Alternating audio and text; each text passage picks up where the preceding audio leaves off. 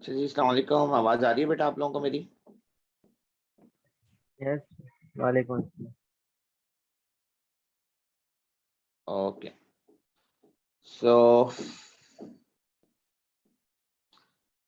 Last class में हमने fourth factor था, लास्ट फैक्टर, इसको पढ़ना था, राइट? यहाँ के रिवीजन से स्टार्ट करते हैं। आज हम इंशाल्लाह इस टॉपिक को कंप्लीट कर लेंगे और फिर मैं आपको इसके क्वेश्चंस आज असाइन करूंगा ताकि हम इस वीक में इस चैप्टर को ख़त्म करें और नेक्स्ट वीक से इंशाल्लाह जब स्कूल्स खुलें तो हम एक नए चैप्टर की तरफ जा सकें। तो हम ये पढ़ रहे थे कि जी आयोनाइजेशन एनर्जी का जो डाटा है ये पूरा, इसको अगर हम एनालाइज करना चाहते हैं सही तरीके से कि किसी भी वैल्यू का हमें आंसर मिले तो हमें चार बातों से हेल्प लेना पड़ती है।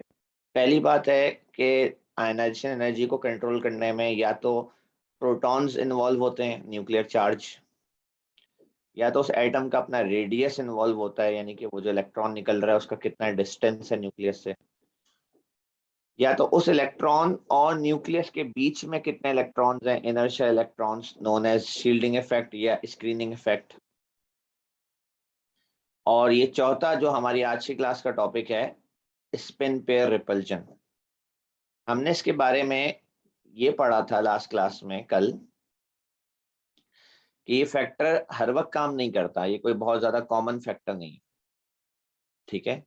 ये सिर्फ आपको तब काम करते हुए नजर आएगा जब आप first ionisation energy across a period पढ़ेंगे, तब। तो उसके लिए हमने first ionisation energy across a period पढ़ने के लिए दो पीरियड सेलेक्ट किए, पीरियड 2 एंड 3। पीरियड 1 हमने इसलिए सिलेक्ट नहीं किया क्योंकि पीरियड 1 में दो ही एलिमेंट आते हैं, हाइड्रोजन और हीलियम, तो हमारे पास कोई इतनी ज्यादा डाटा नहीं था पीरियड 1 के अंदर। पीरियड 2 के अंदर पूरे 8 एलिमेंट्स थे, लिथियम से लेकर नियोन तक। जब हमने लिथियम से लेकर नियोन तक की आयनाइजेशन एनर्जीज लिखी तो हमें उसमें एक एबनॉर्मलिटी नजर आई कि लिथियम से बेरिलियम तक आयनाइजेशन एनर्जी बढ़ रही है 519 से 900, और फिर बेरिलियम से बोरॉन पे कम हो रही है 799, और फिर इसी तरह से फिर बढ़ रही है कार्बन पे और नाइट्रोजन पे। नाइट्रोजन के बाद 1400 से ऑक्सीजन पे 1310 कम हो गई, फिर बढ़ी और फिर बढ़ी, नियोन पे जाकर 2080 पे खत्म हुई। अब हमने कहा कहीं ये एक रैंडम सी अजीब सी बात ना हो, दोबारा से पीरियड 3 को देखते हैं। तो जब हमने पीरियड 3 के डाटा को देखा तो उसमें भी यही पैटर्न रिपीट हुआ कि जो ग्रुप 1 का एलिमेंट है सोडियम, उसके बाद जो ग्रुप 2 का एलिमेंट है मैग्नीशियम, उसमें एनर्जी बढ़ी जैसे ऊपर वाले पीरियड में लिथियम से बेरिलियम पे बढ़ी थी, पर ग्रुप 2 से ग्रुप 3 पे कम हो गई जैसे पहले ऊपर कम हुई थी। लिथियम बेरिलियम से बोरॉन पे कम हुई थी, या मैग्नीशियम से एल्यूमिनियम पे कम हुई है। फिर उसके बाद ग्रुप 3 एल्यूमिनियम से ग्रुप 4 सिलिकॉन बढ़ी, और ग्रुप 4 सिलिकॉन से ग्रुप 5 फॉस्फोरस बढ़ गई।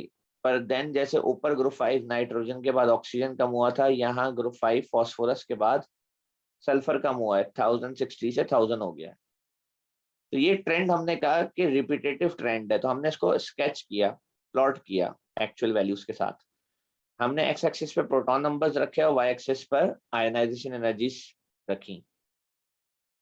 तो जो पहला पीरियड उसको तो हम कंसिडर नहीं कर रहे क्योंकि उसमें सिर्फ हाइड्रोजन और हीलियम है, उसको तो हटा दें। और ये पूरा सेकंड पीरियड है जो कि ग्रीन कलर से मार्क हुआ हुआ है, स्टार्टिंग एलिमेंट लिथियम और ending element neon green colour से मार्क हुआ हुआ है। और थर्ड पीरियड जो है जिसका स्टार्टिंग एलिमेंट येलो कलर से मार्क हुआ हुआ है सोडियम, और ending element argon yellow colour से मार्क हुआ हुआ है। इन दोनों पीरियड में एक जैसी शक्ल बनी है ग्राफ की। और नोट करने वाली बात यह है कि जनरली तो ग्राफ ऊपर की तरफ जा रहा है, यानी कि आयनाइजेशन एनर्जी जनरली इंक्रीज हो रही है, पर हमें हर दफा ग्रुप 2 से 3 में एक ड्रॉप नजर आता है, जो कि मैंने ब्लू कलर से हाईलाइट किया है। ग्रुप 2 से 3 में एक ड्रॉप है दोनों पीरियड्स में, और इसी तरह दोनों पीरियड्स में ग्रुप 5 से 6 में ड्रॉप है, जो कि मैंने रेड कलर से हाईलाइट किया है। अब इन ड्रॉप्स को समझने के लिए और इस जनरल इंक्रीज को समझने के लिए हमें इन सारे एलिमेंट्स की आयनाइजेशन एनर्जी को सही से समझना था। तो हमने पीरियड 2 की एनालिसिस शुरू की, डिटेल एनालिसिस, ठीक है। तो ये हम लास्ट क्लास में कर रहे थे, हम यहाँ से आगे बढ़ेंगे आज। पहले मैंने यहाँ पे लिथियम लिखा, लिथियम के बराबर में मैंने उसका साइज लिख दिया 0.15 नैनोमीटर। लिथियम में 3 प्रोटॉन है, वो रेड कलर से हाईलाइट हुआ है, 3 प्रोटॉन। अच्छा, कलर कोडिंग देखिएगा, ये जो थोड़ा सा बेज सा कलर है, ब्राउन सा कलर, ये मैं साइज रेडियस के लिए यूज कर रहा हूँ। तो रेड कलर है वो मैं प्रोटॉन्स के लिए यूज कर रहा हूँ, जो ब्लू कलर है वो मैं शील्डिंग इलेक्ट्रॉन्स के लिए यूज कर रहा हूँ। तो लिथियम का जो इलेक्ट्रॉन निकलने वाला है उसको मैं रेड कलर से लिखा है मैंने 2s1, क्योंकि पहला इलेक्ट्रॉन आउटर मोस्ट शेल से निकलता है।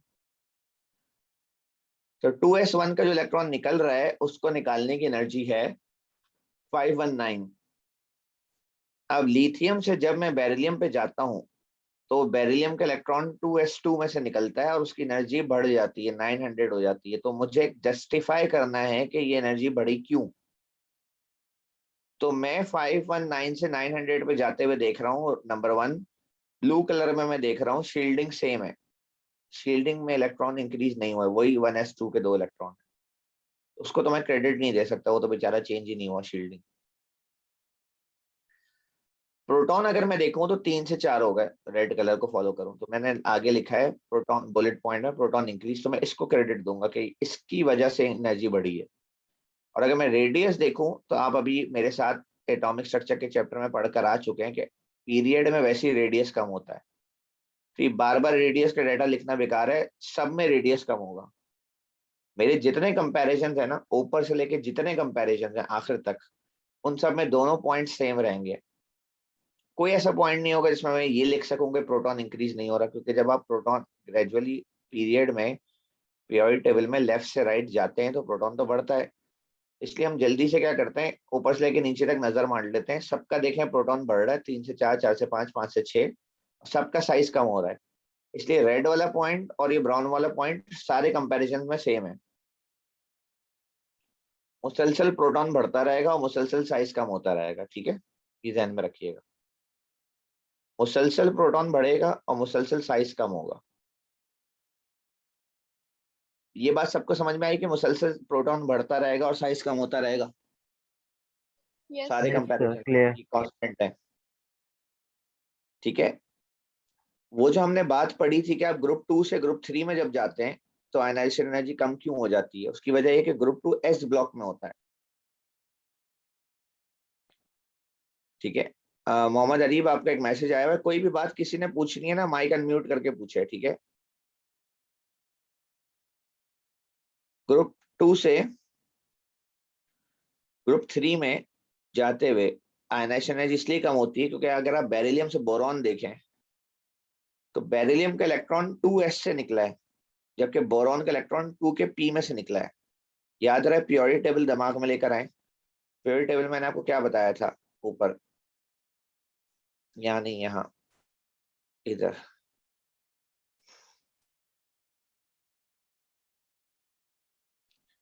कि ग्रुप 2 कौन से ब्लॉक में था,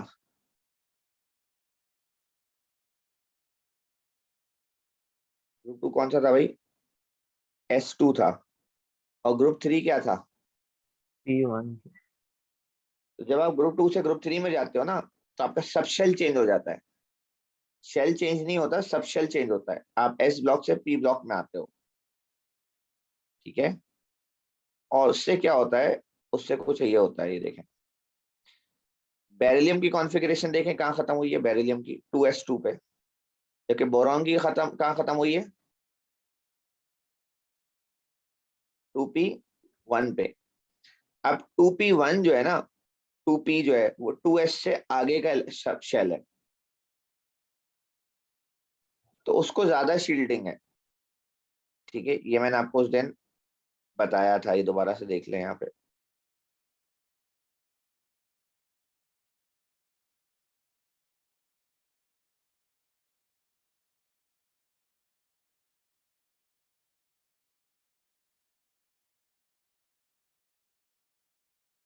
ये देखें, अगर कोई इलेक्ट्रॉन 2s में है तो उसको सिर्फ कौन शील्ड करेगा, 1s से। 1s। पर अगर कोई 2p में है तो उसको कौन शील्ड करेगा, 1s एंड 2s दोनों से। तो 2p जो है वो ज्यादा शील्डेड है। 2p ना सिर्फ न्यूक्लियस से थोड़ा दूर है, 2p ना सिर्फ थोड़ा सा दूर है, दूर हो जाने से भी फोर्स ऑफ अट्रैक्शन वीक हो जाएगी। 2s थोड़ा करीब है, 2s को सिर्फ 1s शील्ड करता है। 2p को 2p को 2p को ये भी शील्ड करता है और ये भी शील्ड करता है, जबकि 2s को सिर्फ ये शील्ड करता है। 2s न्यूक्लियस से करीब है और 2p न्यूक्लियस से दूर है, तो इसलिए ये फोर्स थोड़ी सी वीक है, ये फोर्स थोड़ी सी स्ट्रॉन्ग है। तो ये आपका ग्रुप 2 है और ये आपका ग्रुप 3 है। तो ग्रुप 3 पी ब्लॉक में होता है, 2p1 और 2s2, ये फर्क है दोनों में। इसलिए जब भी आप ग्रुप 2 से ग्रुप 3 पे जाएंगे, आपकी एनालिसिस एनर्जी कम हो जाएगी।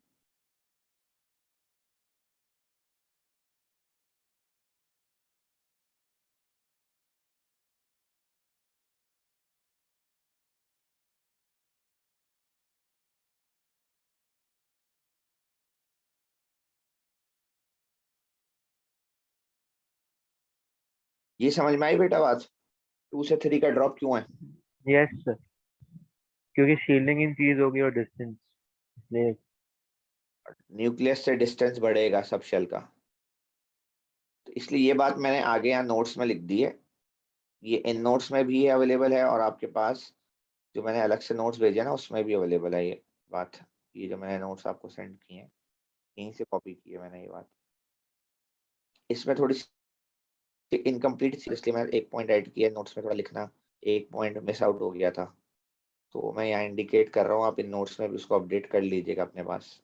ये जो नोट्स मैंने आपको सेंड किए हैं इसमें ये वजह लिखी हुई है कि why the drop between group 2 and 3। इसमें इन्होंने एल्यूमिनियम से समझाया हुआ है। इसमें इन्होंने कहा है कि एल्यूमिनियम का जो इलेक्ट्रॉन है वो 3 के पी में, जबकि मैग्नीशियम का इलेक्ट्रॉन 3 के एस में। फिर आगे इन्होंने बताया कि जो 3 का पी है वो थोड़ा दूर है न्यूक्लियस से कंपेयर टू 3 के एस। आगे इन्होंने वो वाली बात नहीं की कि 3 का p is more shielded than 3 का एस। ये देखें, 3 के एस को सिर्फ इनकी शील्डिंग है, इन सब की शील्डिंग है। 3 के पी को इतने सारों की शील्डिंग है, 2 एक्स्ट्रा की शील्डिंग है, मोर शील्डेड है। यहाँ पे आपको दिख रहा होगा मोर शील्डिंग, इसकी वजह से आपकी आयनाइजेशन एनर्जी लेस है, लेस आयनाइजेशन एनर्जी। ये पॉइंट मैंने ऐड कर दिया है नोट्स में, इसको यहाँ से कॉपी करके वहां पे, तो ये आपको यहाँ दिखेगा।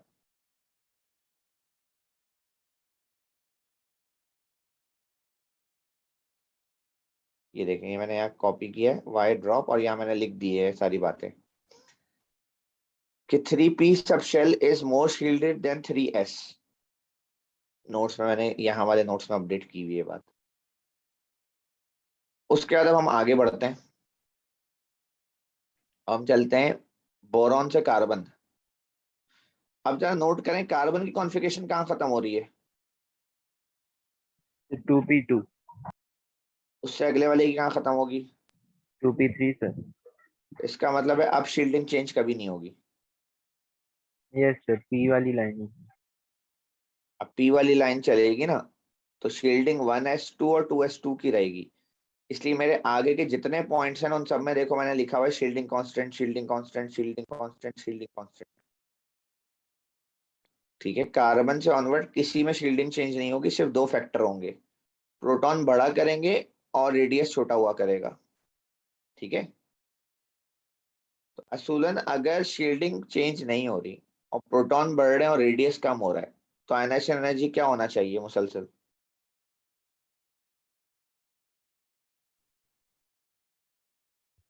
ज्यादा होनी चाहिए। सर इंक्रीज करने चाहिए सर। जी, इसलिए मुसलसल इंक्रीज होना चाहिए सिवाय इस ग्रीन वैल्यू के। जब हम नाइट्रोजन से ऑक्सीजन पे आए तो हमारी शील्डिंग चेंज नहीं हुई, देखें नाइट्रोजन से ऑक्सीजन पे देखें शील्डिंग चेंज नहीं हुई। प्रोटॉन बढ़े 7 से 8 हुए और रेडियस छोटा हो गया, ऑक्सीजन का रेडियस नाइट्रोजन से छोटा है, तो आयनाइजेशन एनर्जी कम होने की हमें कोई वजह नजर ही नहीं आ रही। बढ़ना चाहिए थी, तो ये एक एबनॉर्मलिटी है कि 1400 से वैल्यू बड़ी होना चाहिए थी, 1310 क्यों आ गई। हमें कोई ना कोई ऐसी वजह निकालना पड़ेगी जिससे हम ये जस्टिफाई करें कि ये आयनाइजेशन एनर्जी कम किसने की, या इलेक्ट्रोस्टैटिक फोर्स वीक हुई है। ठीक है, so this is where for the first time हमें चौथा फैक्टर पढ़ना पड़ता है, और सिर्फ यहाँ इस्तेमाल होता है और कहीं इस्तेमाल नहीं होता। इसलिए मैंने इस बॉक्स के बाहर देखे येलो कलर से डॉट्स से लिखना शुरू कर दिया है, spin pair repulsion introduced, spin pair repulsion introduced. उसके बाद से मैं सब में लिख रहा हूँ spin pair repulsion constant, spin pair repulsion constant. Spin pair repulsion introduce का मतलब क्या है कि वो ये कहते हैं कि अगर आप कार्बन को देखें, बोरॉन को देखें बल्कि पहले, बोरॉन का इलेक्ट्रॉन 2p1, मैंने नीचे ऑर्बिटल बनाया है, अनपेयर्ड पड़ा हुआ है। कार्बन का इलेक्ट्रॉन 2p2, दो अनपेयर्ड। नाइट्रोजन के इलेक्ट्रॉन 2p3, मतलब तीन तीन अनपेयर्ड। पहले अनपेयर्ड। इलेक्ट्रॉन सिंगल फिल होते हैं ना। Yes sir. फर्ज करें आपके घर में तीन कमरे, तीनों खाली हैं, उनमें से एक कमरे में एक इलेक्ट्रॉन आके बैठ गया, वो खामोशी से बैठा रहेगा, कोई टेंशन नहीं हो, किसी उसके बराबर में कोई इलेक्ट्रॉन नहीं है जिससे उसकी रिपल्जन हो। दूसरा इलेक्ट्रॉन आया, वो उस कमरे को खोल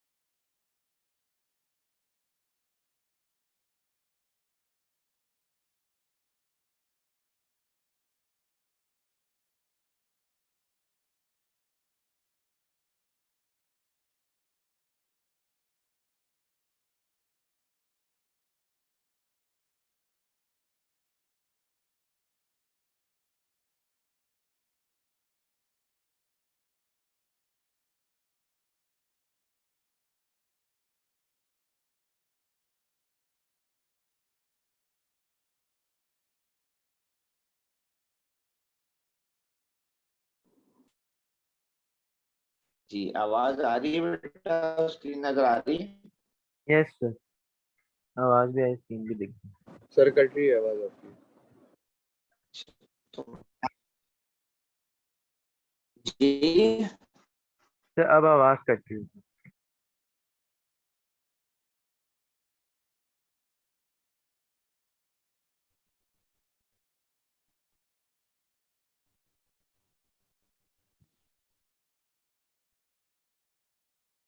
बेटा रुको जरा,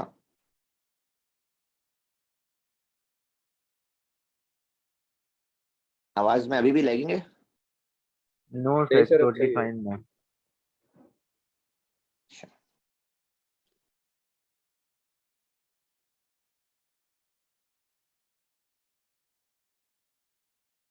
मैं आपसे कह रहा था कि नाइट्रोजन के बाद ऑक्सीजन में मैंने जो ग्रीन कलर से ऑर्बिटल हाईलाइट किया हुआ है 2p4 वाला, जिसमें पेयर पड़ा हुआ है, ये दोनों इलेक्ट्रॉन एक दूसरे को धक्का मार रहे हैं, रिपेल कर रहे हैं। 2p4 है।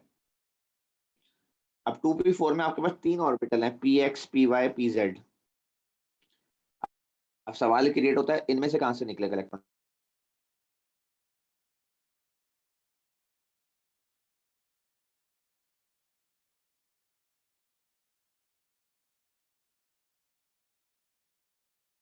जैसे जैसे ऊपर बोरॉन देखें,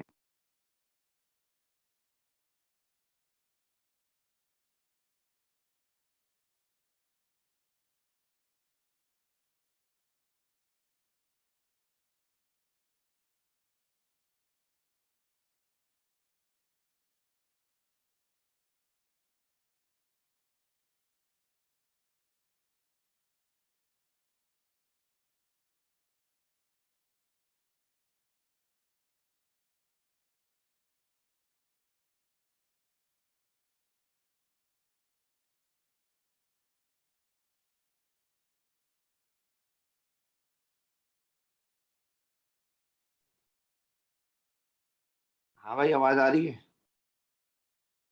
Yes, sir. कट तो नहीं गई? No, sir.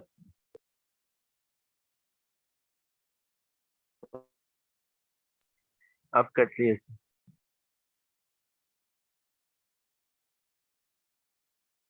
इंटरनेट वो हो रहा है, अनस्टेबल हो रहा है मेरा.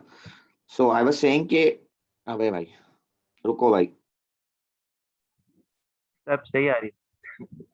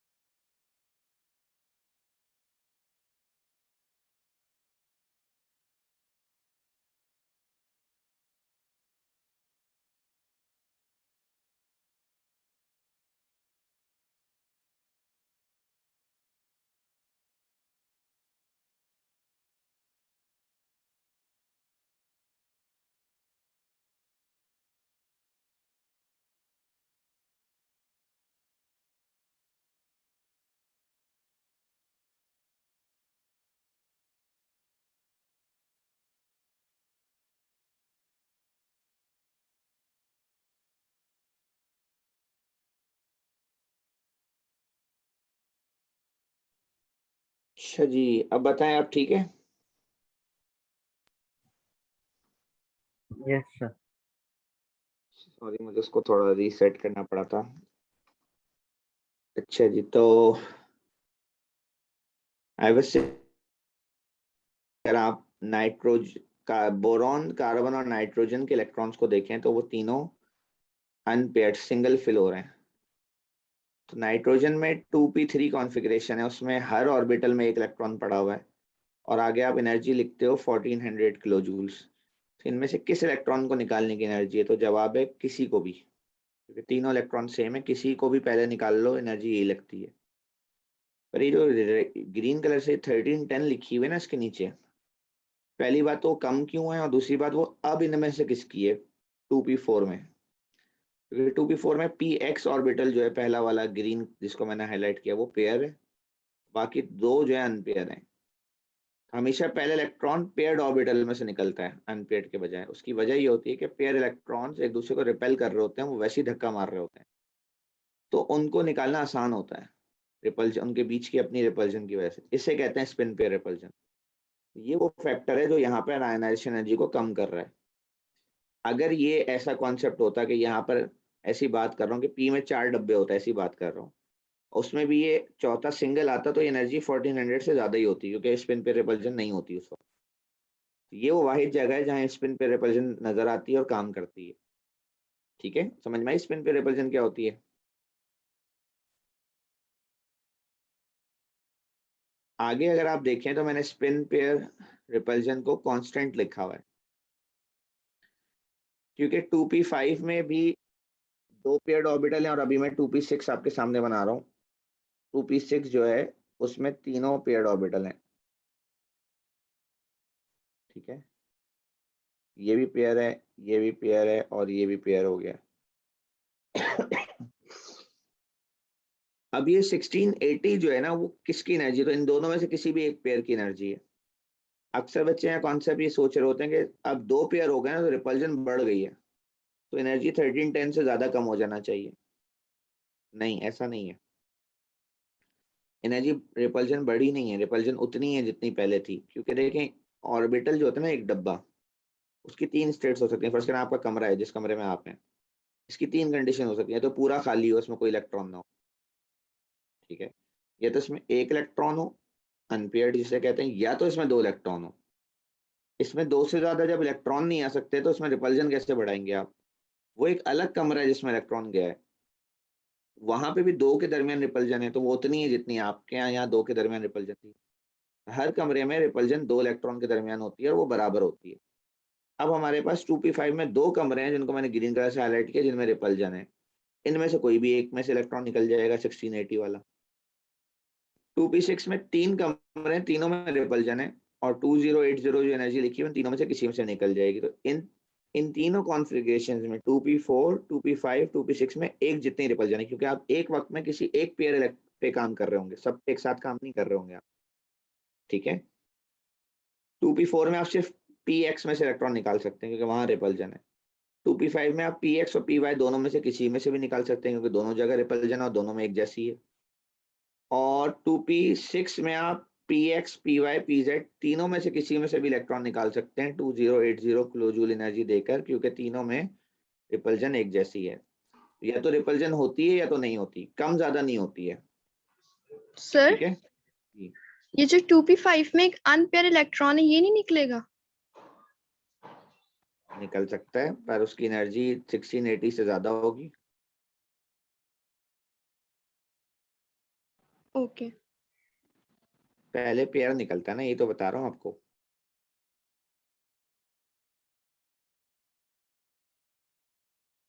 समझ में आई भाई? बस सबको क्लियर है ये टॉपिक?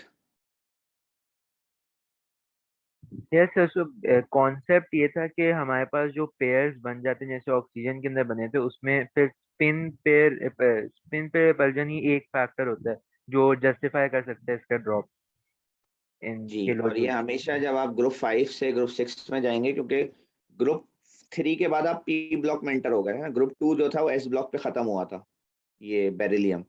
यस। बोरॉन ग्रुप 5 3 आप पी ब्लॉक में एंटर हुए, तो ग्रुप पी ब्लॉक में जब आप एंटर होते हैं तो पहले आप P1 पे होते हैं।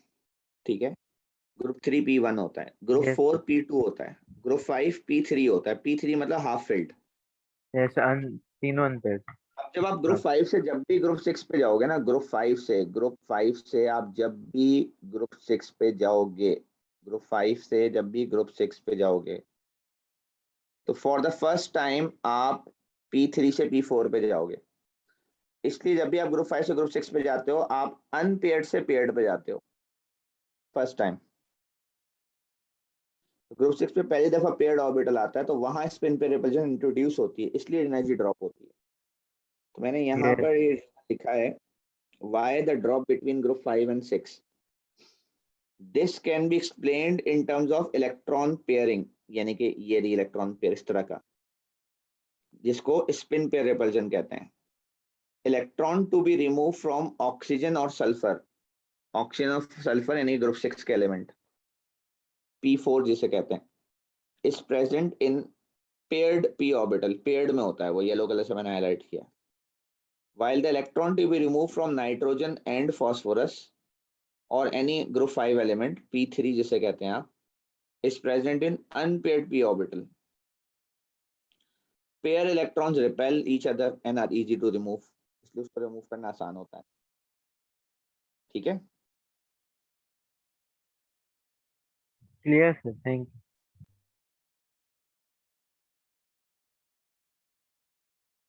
अब रही बात कि जर्नली इंक्रीज क्यों हो रहा था, तो जर्नल इंक्रीज को हम इस तरह एक्सप्लेन कर सकते हैं कि जब भी आप मूव अक्रॉस करते हैं पीरियड के तो आयनाइजेशन एनर्जी इंक्रीज होते हुए नजर आ रही है आपको। उसकी वजह है नंबर 1 के न्यूक्लियर अट्रैक्शन बढ़ रही है, हर दफा प्रोटॉन बढ़ते हैं और हर दफा शील्डिंग सेम रहती है।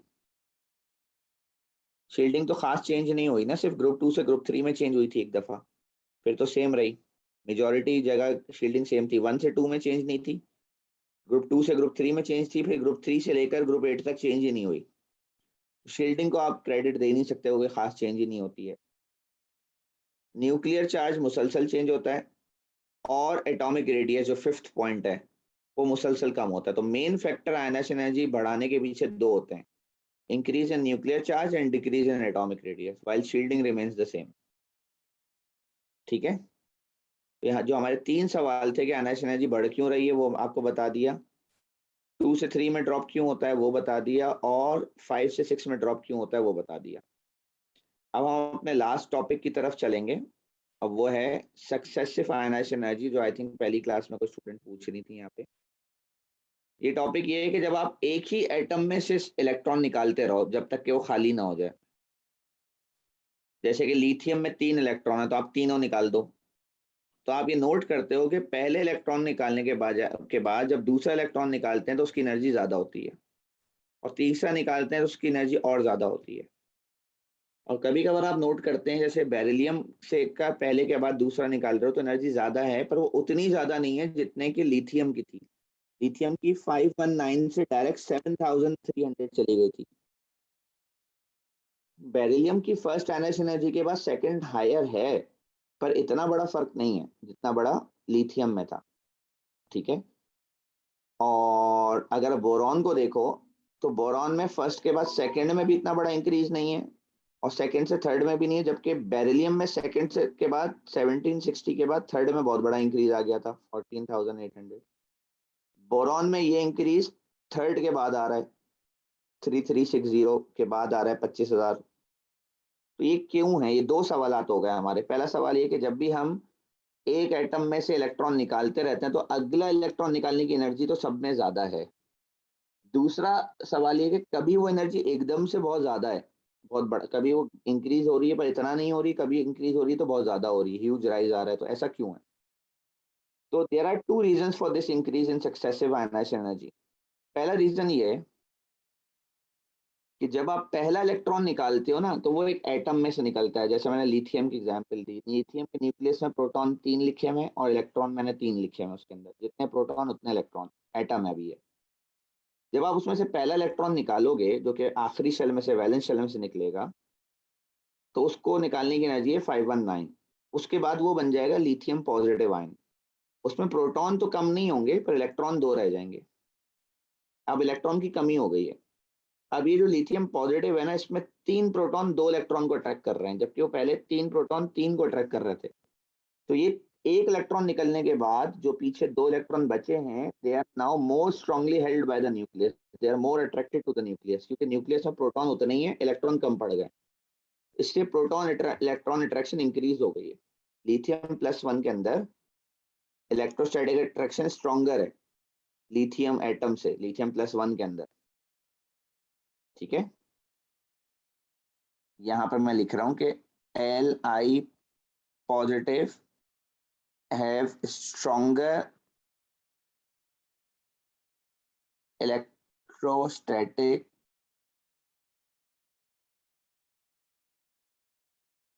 attraction between protons and electrons compared to lithium lithium atom.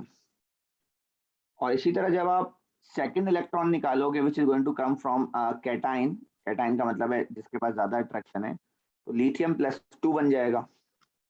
अब क्या होगा कि lithium 2+ have even stronger attraction.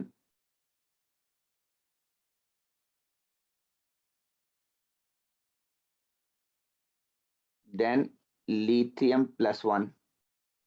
तो ये सीक्वेंस तो कभी रुकेगा नहीं ना, जितने आप इलेक्ट्रॉन निकालते जाओगे उतने इलेक्ट्रॉन जो पीछे बचते जाएंगे कम, they will face the same nucleus but with a greater attraction now. It becomes more energy requiring to remove an electron from a cation as the attraction between proton and electron increases. ये बात समझ में आई बेटा? Yes sir. और sir जब like एक सवाल था, जब सारे इलेक्ट्रॉन खत्म हो जाएंगे देन सक्सेसिव आयनाइजेशन एनर्जी भी खत्म हो जाएगी सर? जी जी बिल्कुल, जैसे लिथियम में 3 के बाद आगे 4 पे ब्लैंक है ना, लिथियम में 3 के बाद आगे चौथा इलेक्ट्रॉन नहीं था ना। Okay, thank you. यहाँ पे कोई फोर्थ नहीं है हमारे पास। अच्छा जी, पर ये जो रीजन है ना, ये रीजन जो मैंने अभी बताया, ये छोटे इंक्रीजेस को एक्सप्लेन करता है। ये जो मैंने वजह बताया छोटे इंक्रीजेस के एक्सप्लेनेशन की वजह है, बड़े इंक्रीज की वजह ये नहीं है, बड़े इंक्रीज की कुछ और वजह है। Another reason for large increase between two consecutive ionization energies is due to a change in shell. उस वक्त शेल चेंज हो जाता है। इसकी लॉजिक ये है कि the first electron is remove from valence shell, पहले जो आप इलेक्ट्रॉन निकालते हैं वो सबसे बाहर वाले शेल से निकलता है। Once all valence electrons are removed, the next electron comes from an inner shell which is much closer to the nucleus. अब अगर वैलेंस शेल खाली हो जाए तो फिर अगला इलेक्ट्रॉन नीचे वाले शेल से निकलता है। नीचे वाला शेल के इलेक्ट्रॉन का डिस्टेंस न्यूक्लियस से करीब होता है, इसलिए वो ज्यादा स्ट्रांगली बॉन्डेड होता है न्यूक्लियस से। जैसे मैं आपको ग्रुप 1 की एग्जांपल दूं, फिर ग्रुप 2 और फिर ग्रुप 3। ग्रुप 1 में क्या है, जैसे लिथियम, हम पहले से एक्सपेक्ट कर रहे हैं कि ये ग्रुप 1 में है ना, तो उसके पास वैलेंस शेल इलेक्ट्रॉन 1 होगा, उसकी एनर्जी है 519।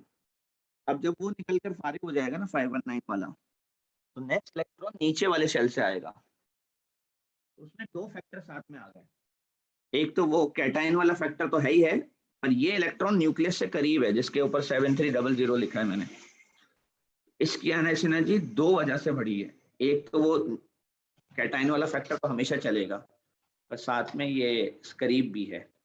अब ये चीज आपको बेरिलियम में नजर नहीं आएगी। बेरिलियम देखें, बेरिलियम ग्रुप 2 में है, हम पहले से एक्सपेक्ट कर रहे हैं कि उसके अंदर 2 वैलेंस इलेक्ट्रॉन, ठीक है। तो उसके जो वैलेंस शेल है देखें, उसमें मैंने 2 क्रॉसेस बनाए, 900 एक की एनर्जी है और एक की 1760 है। तो 900 से 1760 इंक्रीज तो है पर बहुत बड़ा नहीं है, ठीक है। उसके मैंने नीचे लिखा है higher as electron remove from a cation. ये हायर है क्योंकि कैटाइन में से निकला इलेक्ट्रॉन। तो वो निकलने के बाद जब तीसरा इलेक्ट्रॉन निकला है, सेकंड के बाद थर्ड आयनाइजेशन एनर्जी, तो वो देखें 14,800 हो गई। ह्यूज राइज आ रहा है आपके पास आयनाइजेशन एनर्जी में, क्योंकि यहाँ शेल चेंज हुआ था, ठीक है। इसी तरह अगर आप बोरॉन देखें तो बोरॉन ग्रुप 3 में हम पहले से तैयार हैं कि ग्रुप 3 का मतलब है 3 वैलेंस इलेक्ट्रॉन है, ठीक है। तो पहला इलेक्ट्रॉन 799 पे निकला है, दूसरा 2420 पे निकला है, तीसरा 3660 पे निकला है। ये सब कैटाइन वाली वजह से निकल रहे हैं कि पहला वाला एटम में से निकला है, दूसरा वाला +1 से निकला है, तीसरा वाला +2 से निकला है। ये वाला फैक्टर आगे चलता रहेगा, ये तो कांस्टेंट एक्सप्लेनेशन है, ये तो हर दफा आती है। पर ये 25,000 होने की वजह क्या है, जो ह्यूज राइज है उसकी वजह है कि वो नीचे वाला इलेक्ट्रॉन जो है वो फर्स्ट शेल से निकला है, नीचे वाले शेल से, ऊपर वाला शेल खाली हो जाएगा। थर्ड आयनाइजेशन एनर्जी के बाद जो फोर्थ आयनाइजेशन एनर्जी है 25,000, वो इतनी ज्यादा इसलिए है क्योंकि वहां शेल चेंज हो गया है। Is this clear?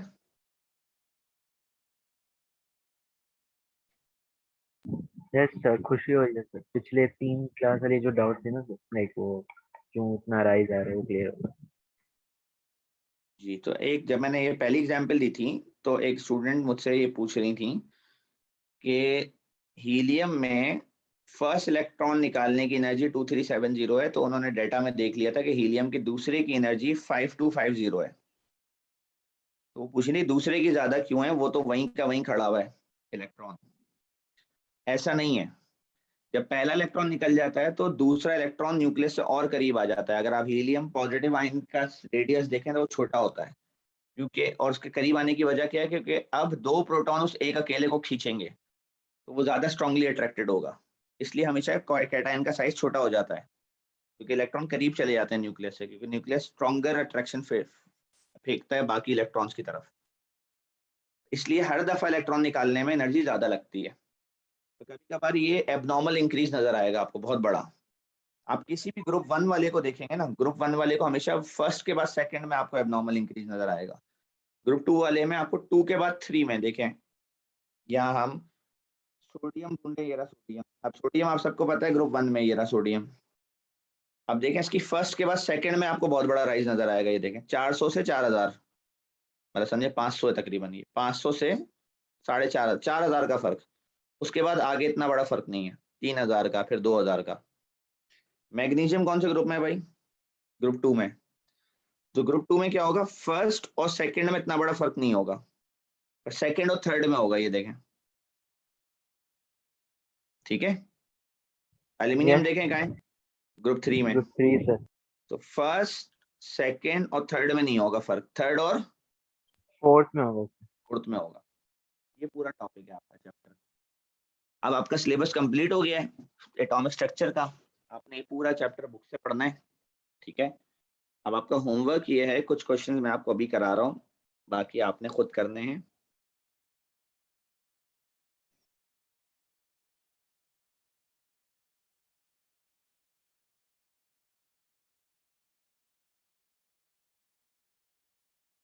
ये आपका पहला टास्क था, इसके आपने 32 एमसीक्यूज करके मुझसे पूछ लिए थे। उसके बाद ये आप दूसरा टास्क था, इसके 17 एमसीक्यूज करके आपने मुझसे पूछ लिए थे इलेक्ट्रॉनिक कॉन्फ़िगरेशन के, ठीक है। आज ये आपका थर्ड टास्क है। टॉपिक की हेडिंग आयनाइजेशन एनर्जी, इसके शुरू के 3 क्वेश्चंस मैं आपको करा रहा हूँ, बाकी आपने करना है। इसमें आई थिंक 30 से अबव क्वेश्चन है, और एक और टास्क दूंगा मैं आपको। आज मैं आपको 60+ एमसीक्यूज असाइन कर रहा हूँ, तो आपने कल तक करने हैं। क्वेश्चन नंबर 1 में आपसे पूछा है कि एक्स कौन सा एलिमेंट है इनमें से। तो इसको सॉल्व करने का तरीका है कि इसकी फर्स्ट आयनाइजेशन एनर्जी, इसकी सेकंड, ये इसकी थर्ड, ये इसकी फोर्थ, ये इसकी फिफ्थ, ये इसकी सिक्स्थ, ये इसकी सेवंथ। हम ये देखेंगे कि इन दो में सबसे ज्यादा इंक्रीज आया है। ग्रुप फर्स्ट और सेकंड में इंक्रीज है पर इतना ज्यादा नहीं, सेकंड और थर्ड में इंक्रीज है इतना ज्यादा नहीं। मुझे सबसे ज्यादा इंक्रीज का नजर आ रहा है यहाँ। सर 6 and 7 के बीच। तो इसका मतलब है 6 तक वैलेंस इलेक्ट्रॉन्स थे, 6 तक वैलेंस थे इलेक्ट्रॉन। यहाँ पे शेल चेंज हुआ है, ये इनर शेल से निकला है 7th शेल, ये इनर शेल से निकला इलेक्ट्रॉन, 7वां इलेक्ट्रॉन। इसका मतलब ये ग्रुप कौन सा हुआ? 7। क्यों भाई, वैलेंस इलेक्ट्रॉन तो 6 है, सॉरी सर, ग्रुप नीचे वाला है। ये ग्रुप 6 हुआ, तो अब आपने पीरियड टेबल में जाके ग्रुप 6 का एलिमेंट देखना है, वो ये है।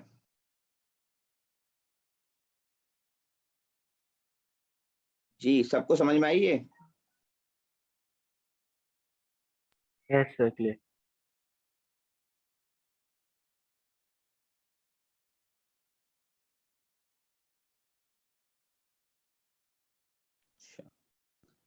नेक्स्ट क्वेश्चन में पूछा है कि इनमें से कौन ग्रुप 4 में है। मुझे बताएं जो ग्रुप 4 में होगा उसके वैलेंस इलेक्ट्रॉन कितने होंगे? सर 4 ही होंगे। 4 ही होंगे, 4। तो फोर्थ इलेक्ट्रॉन के बाद फिफ्थ इलेक्ट्रॉन कहां से निकलेगा? Inner shell sir.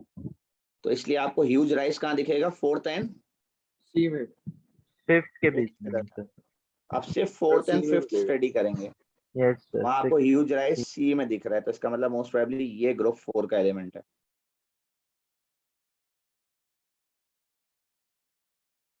ये कंसेक्यूटिव आयनाइजेशन एनर्जीज पढ़े हो, मुझे बताएं कि सबसे ज्यादा इंक्रीज किन दो के बीच आया है? 6 and 7 सर। 6 तो and 7 6 तक बैलेंस है, तो ये ग्रुप कौन सा हुआ? 6 सर। 6। ग्रुप 6 2p कौन से ब्लॉक 4 में सर। होता है, एस में या पी में? 3 सर।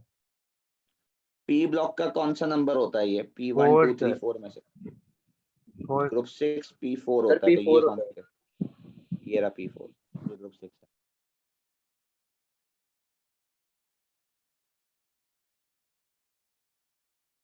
अब आपके ये बाकी क्वेश्चन आपने खुद नहीं करने सारे, ठीक है? इसके तकरीबन कोई 33 MCQs हैं, 34 MCQs ना। इनके आंसर नीचे लगे हुए हैं 34 के बाद। ये आंसर यहाँ से देखिएगा, जो नहीं समझ में आए कल पूछना है।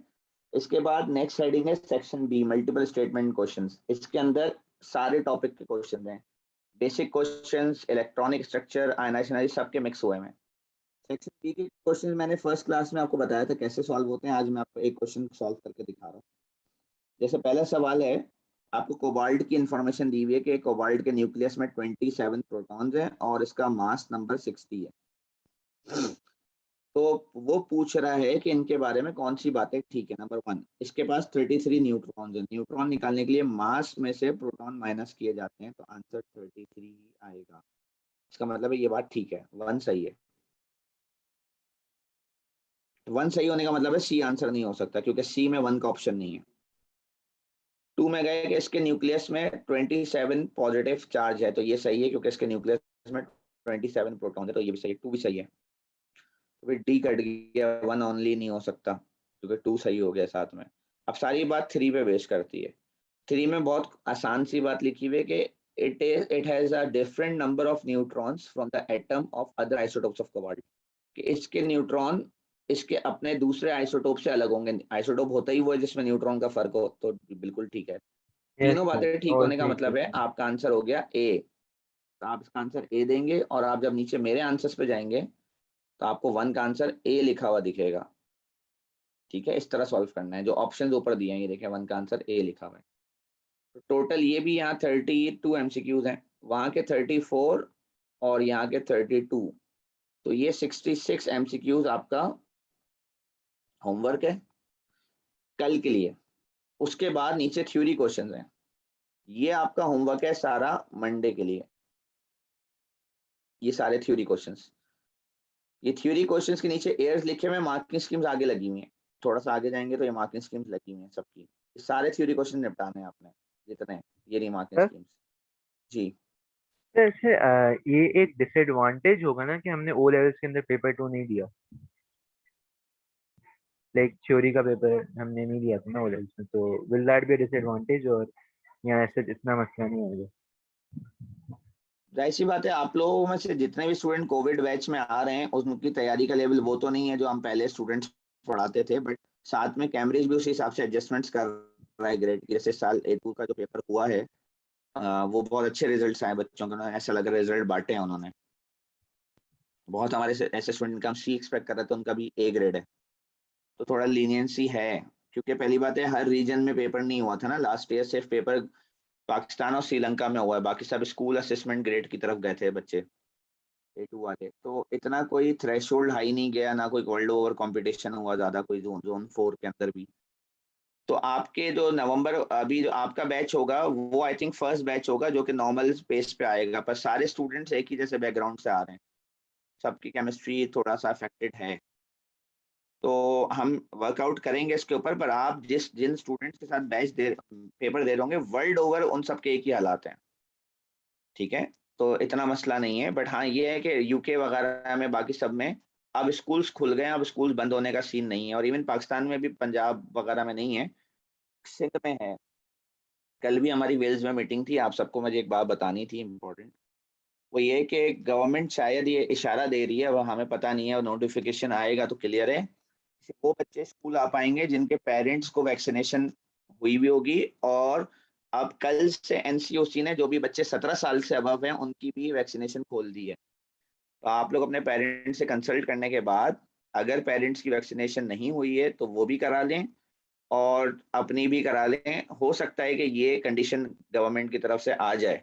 अभी तक ऑफिशियली ब्लैक एंड व्हाइट में तो नहीं आई है, क्योंकि उन्होंने अपना एक इंटरव्यू दिया था टीवी चैनल पे, प्रेस कॉन्फ्रेंस हुई थी, तो उन्होंने जो वजीर तालीम है उन्होंने बात का जिक्र किया था। But as a official notification ये कहीं नहीं आई हुई बात जो मैं आपको बता रहा हूँ। तो we are under this speculation that they might put this condition I am sure that बहुत सारे बच्चों के पेरेंट्स ने तो करा ली होगी ऑलरेडी अभी, पर अगर किसी के पेरेंट्स की अभी नहीं हुई है for any reasons, they should think about it, although it's a personal decision and then again it's a personal decision के 17 इयर्स की अभी खुली है तो उसके बारे में क्या करना है। तो मैंने कहा बस आपको बता दूं ताकि हमारी क्लासेस डिस्टर्ब ना हो, कि अगर आपको स्कूल आना पड़े तो आप स्कूलिंग प्रॉपर्ली लेंगे ना इंशाल्लाह पूरे साल तरीके से, तो आपके कॉन्सेप्ट वगैरह बेहतर हो जाएंगे। अभी जितना आपने ऑनलाइन में समझा है इंशाल्लाह इन क्लास इससे 200% फर्क होता है। ऑनलाइन में बच्चे को समझ में थोड़ा कम आता है, जब आप मुझसे क्लास में पढ़ेंगे तो इससे बहुत ज्यादा बेहतर समझ में आएगा। ठीक है, तो ऐसा मसला नहीं है। चलें, ये होमवर्क करके रखिएगा कल सब लोग। Yes, sir. Allah Thank Hafiz. you. Allah Hafiz, sir. Have a Sir, great day. जी बेटा। सर बिल्कुल एक बेसिक सवाल पूछना है सर, मतलब वो टॉपिक खत्म हो गया तो मैंने बोला सर अब एक दफा पूछ लूं। हाँ हाँ बोलो बेटा। सर जब इलेक्ट्रॉन्स बढ़ेंगे तो जब अट्रैक्शन तो कम हो जाती है ना, जब इलेक्ट्रॉन्स बढ़े जाते हैं। अगर प्रोटॉन साथ ना बढ़े तो अच्छा, अगर प्रोटॉन ना बढ़े तब कम होती है। जी, एनाइन में जो होता है, नेगेटिव आयन में।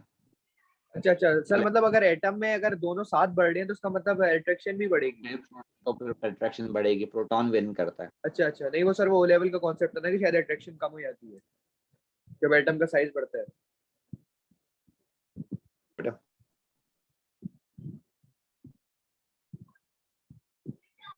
नहीं, एक सेकंड, एटम का साइज कहाँ, ग्रुप वाली बात हो रही है, शेल चेंज हो रहे हैं।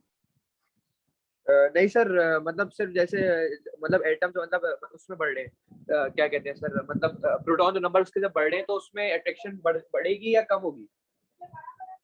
ये रिलेटिव बात है। बात ये है, आप ग्रुप स्टडी कर रहे हैं या पीरियड। अब अगर आप ग्रुप स्टडी कर अच्छा रहे हैं तो ग्रुप जी में क्या होता है, इलेक्ट्रॉन बढ़ते हैं पर वो नए शेल्स में बढ़ते हैं, सेम शेल में नहीं बढ़ते। सही है। तो जैसे लिथियम में सेकंड शेल में इलेक्ट्रॉन है, ठीक है, जी सर। सोडियम में जाते जाते वो थर्ड शेल में चला गया, पोटेशियम में ठीक फोर्थ है। शेल में। अब तो सही है। अट्रैक्शन कम होगी, अब तो रेडियस अच्छा बढ़ेगा, अच्छा, शेल ही बढ़ रहे हैं। सही पर जब सही हम सर, शेल पीरियड बढ़ेगा बढ़ते तो हैं, कम होगी और अगर वो जी, सिर्फ प्रोटॉन अगर बढ़ेंगे शेल तो सेम बढ़ेगी। रहेगा, अगर शेल सेम रहेगा जो कि पीरियड में होता है, ठीक है ठीक है, सर, सही पीरियड में समझ आ शेल गया। चेंज नहीं होते हैं। तो पीरियड में प्रोटॉन बढ़ेंगे, अगर एक प्रोटॉन बढ़ेगा तो साथ में एक इलेक्ट्रॉन बढ़ेगा, पर वो इलेक्ट्रॉन उसी शेल में बढ़ेगा, शेल चेंज नहीं होगा, तो वो शेल खिंचकर करीब आ जाएगा क्योंकि प्रोटॉन ज्यादा स्ट्रांग होता है इलेक्ट्रॉन। ठीक है सर, आगे। Thank you.